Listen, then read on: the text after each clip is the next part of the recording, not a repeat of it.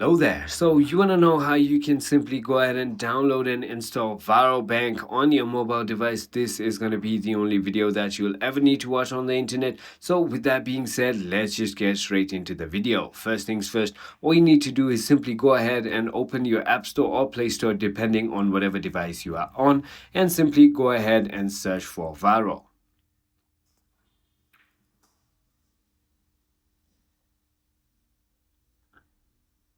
Once you've done that, simply go ahead and tap on this application right over here and simply click on the download icon, and it's going to take a little while to download and install onto your mobile device. So let's just wait for that. It just depends on the speed of your internet. So once it is downloaded, simply go ahead and tap on this open button right over here and simply go ahead and click on allow.